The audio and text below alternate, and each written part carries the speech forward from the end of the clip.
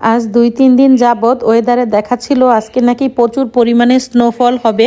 তো সকাল থেকে আকাশটা প্রচুর পরিমাণে মেঘলা এবং গুড়ি গুড়ি বৃষ্টিও হচ্ছিল।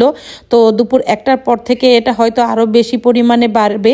তো আমি ভাবলাম যে আমার ছোট্ট বাগানে ২টা মিষ্টি কুমড়া এখনও ছেঁড়া হয়নি, সেগুলোকে ছিঁড়ে ঘরে নিয়ে যাই, কেননা অতিরিক্ত তুষারপাতের কারণে হয়তো এগুলো নষ্ট হয়ে যেতে পারে।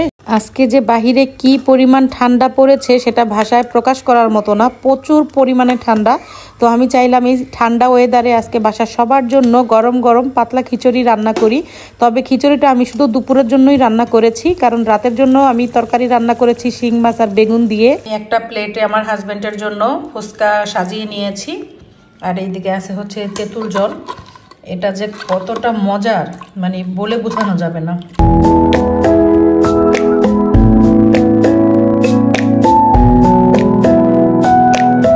হ্যালো গাইস, আসসালামু আলাইকুম। আমি পুতুলস ফ্যামিলি ব্লগ থেকে পুতুল বলছি। আপনারা সবাই কেমন আছেন?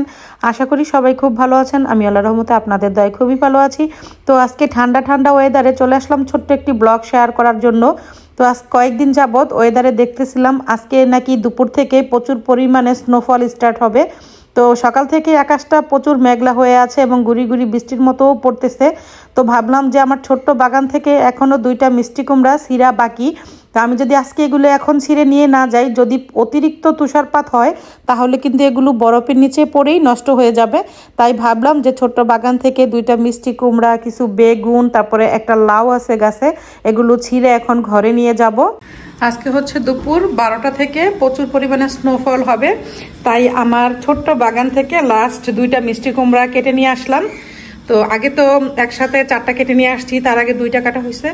তো আজকে আবার ভাবলাম যেহেতু দুপুর থেকে প্রচুর পরিমাণে স্নোফল হবে, তো এগুলো হয়তো আইসের নিচে পড়ে নষ্ট হয়ে যাবে, তাই আজকে দোনোটা মিষ্টি কুমড়া কেটে নিয়ে আসলাম।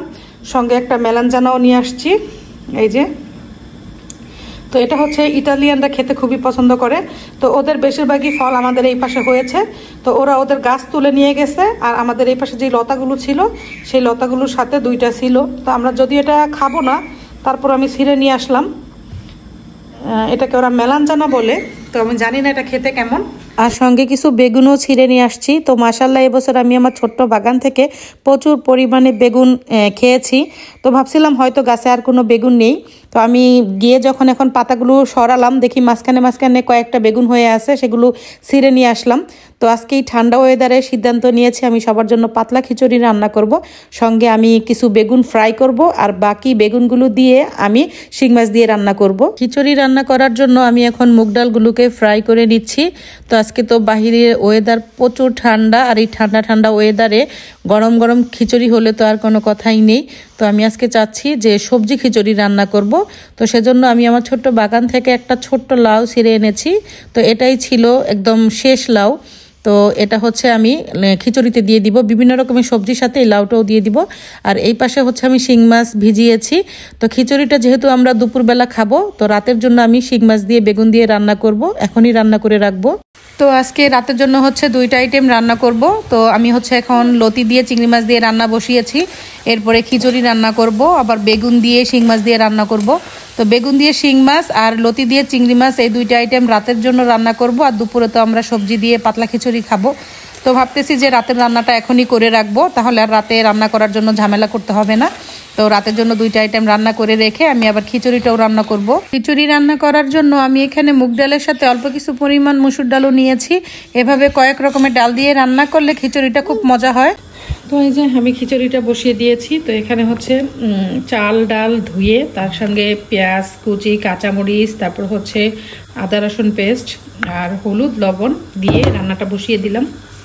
এখন হচ্ছে সবজিগুলো কেটে নিব। তো বেগুন তো ফ্রাই করব খিচুড়ির সঙ্গে খাওয়ার জন্য, আর লাউটাকে কেটে নিব। এখন কেটে সমস্ত সবজিগুলো খিচুড়িতে দিয়ে দিব। তো আমি এখন খিচুড়ির ভিতরে লাউটাকে কেটে দিয়ে দিলাম। আর এইদিকে নিয়েছি মিষ্টি আলু, আর এটা হচ্ছে মিনেস্ত্রনে। মিনেস্ত্রনে হচ্ছে সমস্ত সবজি একসাথে কাটা একটা প্যাকেট ছিল, সেখান থেকে নিয়ে নিলাম মিনেস্ত্রনে। আর মিষ্টি আলুটা দিয়ে দিব। এখন বিভিন্ন রকমের সবজি দিয়ে আমার খিচুড়ি রান্না হচ্ছে, আর এই পাশে আমি শিং মাছগুলোকে ফ্রাই করে নিচ্ছি। তো আমি হচ্ছে শিং মাছ রাতের জন্য রান্না করব। আর এই যে এখানে আমি ধনিয়া পাতা কেটে নিয়েছি, পেঁয়াজ কাঁচামরিচ কেটে নিয়েছি, আর এই যে এইদিকে বেগুনও কেটে নিয়েছি শিং মাছ দিয়ে রান্না করার জন্য।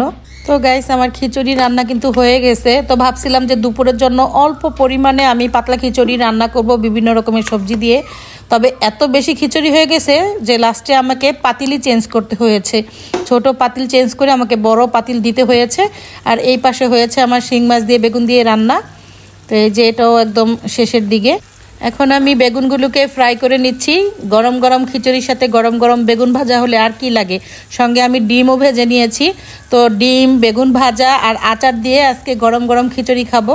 তো গাইস এই মুহূর্তে তো দুপুরের লাঞ্চের সময় হয়ে গিয়েছে। তো আমি একটা প্লেটে আমার হাজব্যান্ডের জন্য গরম খিচুড়ি, বেগুন ভাজা আর সাথে ডিম দিয়ে দিয়েছি। তো এখন হচ্ছে আমরা সবাই মিলে দুপুরের লাঞ্চ করব।